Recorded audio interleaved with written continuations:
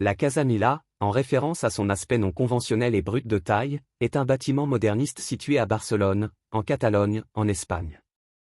C'est la dernière résidence privée conçue par l'architecte Antoni Gaudí et construite entre 1906 et 1912. Le bâtiment a été commandé en 1906 par Pere Milà et son épouse Rosé Segimon. À l'époque, il était controversé en raison de sa façade en pierre ondulée, de ses balcons en fer forgé torsadé et de son design de Josep Maria Jujol. Parmi les innovations structurelles, citons une façade en pierre autoportante, un sol à plan libre, un garage souterrain et une terrasse spectaculaire sur le toit.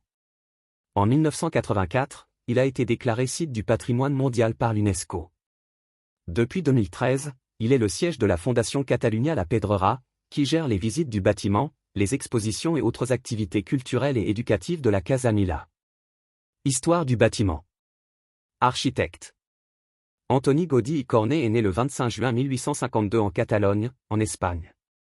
Enfant, Gaudí était en mauvaise santé, souffrant de rhumatisme. Pour cette raison, il a eu droit à de longues périodes de repos dans sa maison d'été à Riudoms. C'est là qu'il passait une grande partie de son temps à l'extérieur, ce qui lui permettait d'étudier en profondeur la nature. Cela deviendra l'une des influences majeures de son architecture à venir. Gaudí était un homme très pratique et un artisan dans l'âme. Dans son travail, il a suivi ses impulsions et a transformé ses projets créatifs en réalité. Son ouverture à l'adoption de nouveaux styles, combinée à une imagination débordante, a contribué à façonner de nouveaux styles d'architecture et, par conséquent, à repousser les limites de la construction. Aujourd'hui, il est considéré comme un pionnier du style d'architecture moderne. En 1870, Gaudí s'installe à Barcelone pour étudier l'architecture. C'était un étudiant incohérent qui montrait des éclairs de génie. Il lui a fallu 8 ans pour obtenir son diplôme en raison d'un mélange de complications de santé, du service militaire ainsi que d'autres activités. Après avoir terminé ses études, il est devenu un architecte prolifique et a conçu des jardins, des sculptures et tous les autres arts décoratifs. Les œuvres les plus célèbres de Gaudí se composaient de plusieurs bâtiments, le Parc Güell, Palacio Güell, Casa Milà, Casa Vicent. On lui attribue également son travail sur la crypte de la Sagrada Familia et la façade de la Nativité. Le travail de Gaudí à l'époque était à la fois admiré et critiqué pour ses solutions audacieuses et innovantes. Gaudí a été blessé le 7 juin 1926, lorsqu'il a été renversé par un tramway. Il meurt plus tard à l'hôpital des suites de ses blessures le 10 juin 1926, à l'âge de 73 ans. Quelques années après sa mort, sa renommée est devenue célèbre par la critique et le grand public. Propriétaire d'immeubles. Les propriétaires de Casa Milà en 1910. Portrait du Père Milà. Rosé Segimon, épouse du Père Milà. Casa Milà a été construite pour Rosé Segimon et son mari Pere Milà. Rosé Segimon était la riche veuve de Josep Guardiola, un indiano ou americano, ou ancien colon revenu des Amériques, qui avait fait fortune avec une plantation de café au Guatemala. Son deuxième mari, Pere Milà, était un promoteur connu pour son style de vie flamboyant. Processus de construction. La Casa Milà en construction. En 1905, Milà et Segimon se marient et le 9 juin, Rosé Segimon achète une maison avec jardin qui occupe une superficie de 1835 mètres carrés, située au 92 du Paseo de Gracia. En septembre, ils ont chargé Gaudí de leur construire une nouvelle maison avec l'idée de vivre au rez-de-chaussée et de louer le reste des appartements. Le 2 février 1906, le projet a été présenté à la mairie de Barcelone et les travaux ont commencé, en démolissant le bâtiment préexistant au lieu de le réformer, comme dans le cas de la Casa Batlló. Le bâtiment a été achevé en décembre 1910 et le propriétaire a demandé à Gaudí de faire un certificat pour habiter le rez-de-chaussée, ce que le conseil municipal a autorisé en octobre 1911, et le couple a emménagé. Le 31 octobre 1912, Gaudí délivra le certificat attestant que, conformément à ses plans et à ses directives, les travaux étaient terminés et que toute la maison était prête à être louée. Critiques et controverses. Le bâtiment ne respectait aucune règle du style conventionnel, ce qui a valu à Gaudí de nombreuses critiques. Pour commencer, le nom, La Pedrera, est en fait un surnom attribué par les citoyens qui désapprouvaient son caractère inhabituel. La structure unique du bâtiment et la relation entre l'architecte du bâtiment et Pere Milà sont devenus l'objet de moqueries pour les habitants de Barcelone et de nombreuses publications humoristiques de l'époque. Symbole catholique. Un fragment des premières ébauches des plans architecturaux de 1906, montrant les sculptures montées sur la façade supérieure. Gaudí, catholique et dévot de la Vierge Marie, avait prévu que la Casa Mila soit un symbole spirituel. Les éléments religieux manifestes comprennent un extrait du rosaire sur la corniche et des statues prévues de Marie, en particulier Notre-Dame du Rosaire, et de deux archanges, Saint Michel et Saint Gabriel.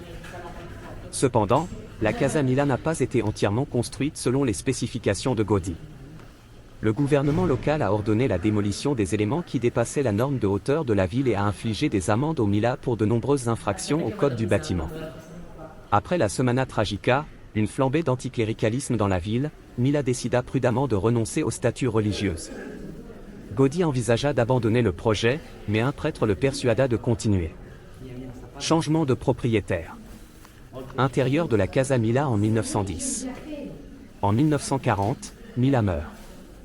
Segimon a vendu la propriété en 1946 pour 18 millions de pesetas à Joseph Balvé y Pellize, connu pour ses grands magasins sur la Ronda de Sant'Antoni, en partenariat avec la famille de Pio Ruber Laporta. La Compagnia Immobiliaria Provenza, SIPSA, a été fondée pour administrer le bâtiment. José Segimon a continué à vivre au rez-de-chaussée jusqu'à sa mort en 1964.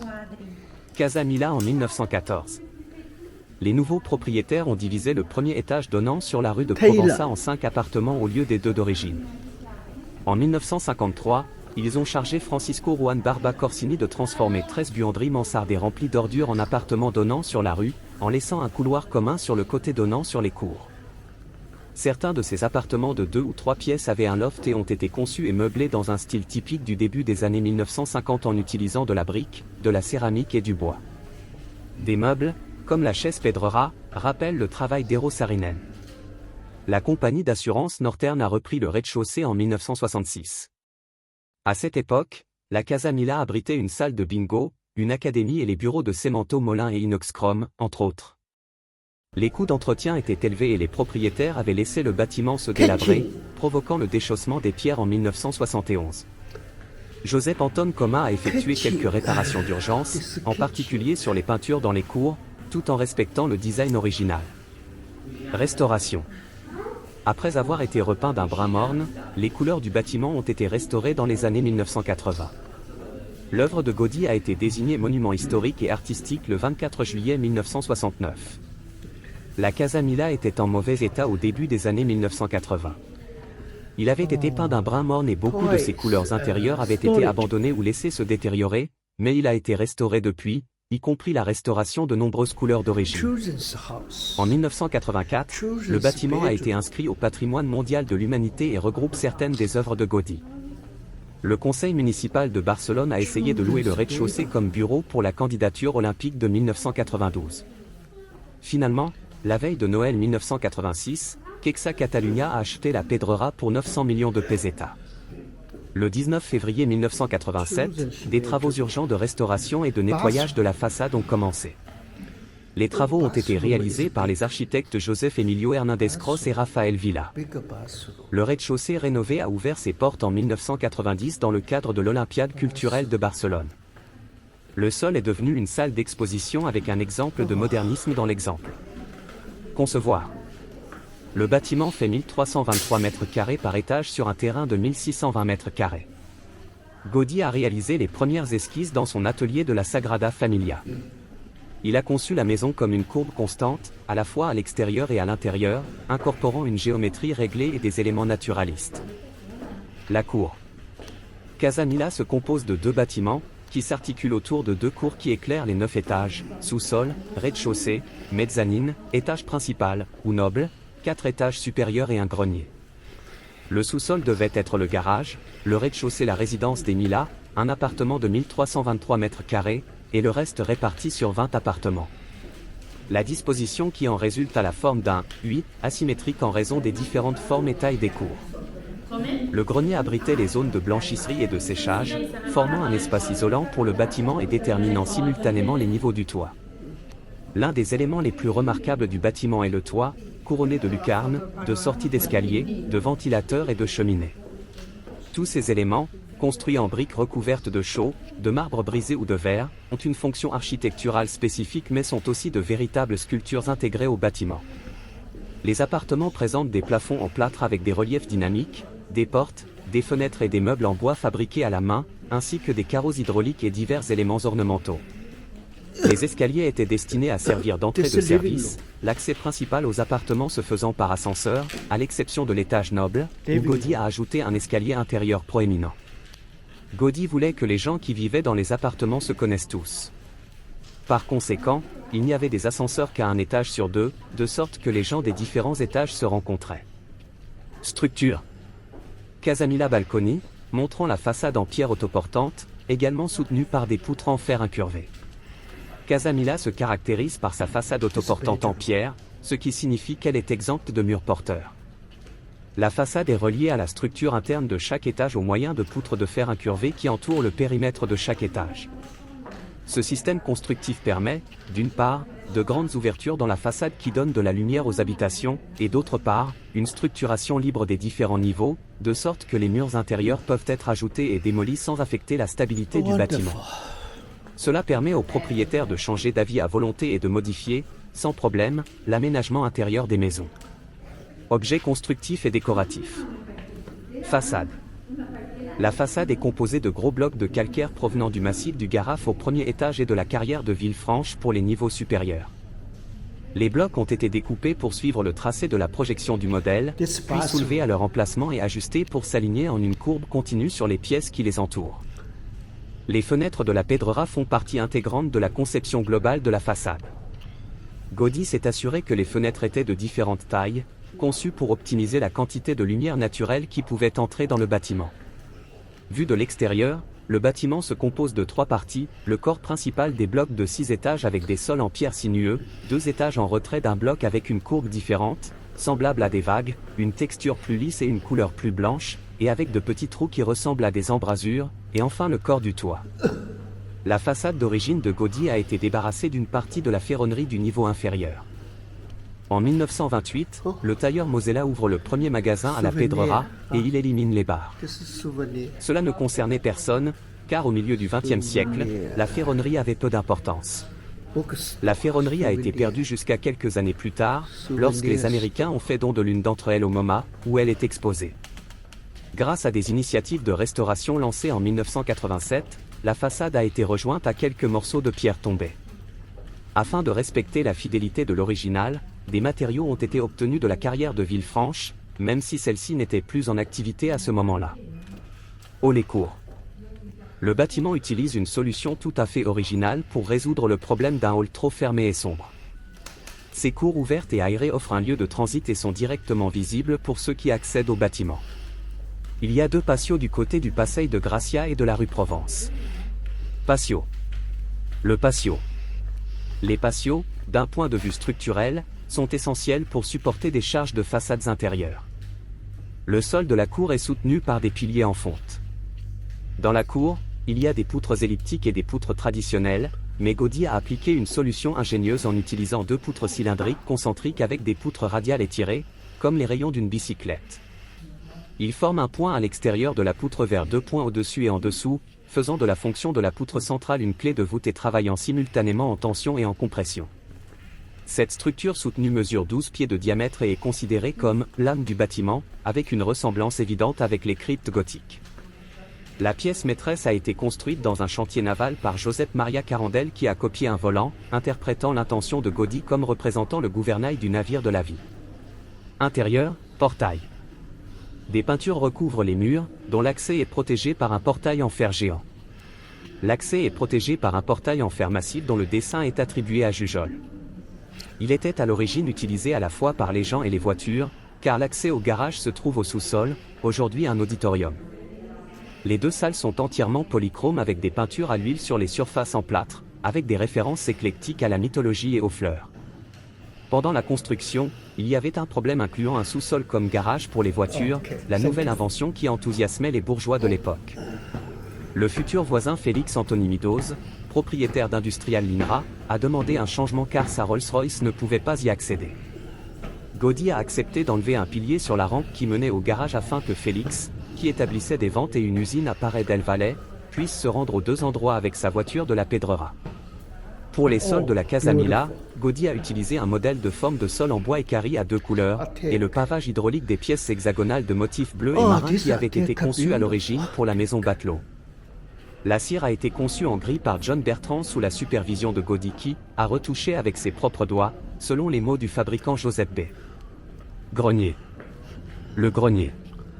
Comme dans la Casa Batlló, Gaudí montre l'application de l'arc caténaire comme structure de support pour le toit, une forme qu'il avait déjà utilisée peu de temps après avoir obtenu son diplôme dans les charpentes en bois de la coopérative de Mataró connue sous le nom de l'Obrera Mataronense. Dans ce cas, Gaudí a utilisé la technique catalane du tambourin, importée d'Italie au XIVe siècle. Le grenier, où se trouvaient les buanderies, était une pièce dégagée sous un toit voûté catalan soutenu par 270 voûtes paraboliques de différentes hauteurs et espacées d'environ 80 cm. Le toit ressemble à la fois aux nervures d'un énorme animal et d'un palmier, ce qui donne au toit terrasse une forme très peu conventionnelle semblable à un paysage de collines et de vallées. La forme et l'emplacement des cours rendent les arches plus hautes lorsque l'espace est rétréci et plus basses lorsque l'espace s'agrandit. Le constructeur Baillot a expliqué sa construction. Tout d'abord, la face d'un large mur a été remplie de mortier et enduite. Ensuite, Canalta indiquait l'ouverture de chaque arc et Baillot mettait un clou à chaque point de départ de l'arc en haut du mur. De ces clous pendait une chaîne de sorte que le point le plus bas coïncidait avec la déviation de l'arc.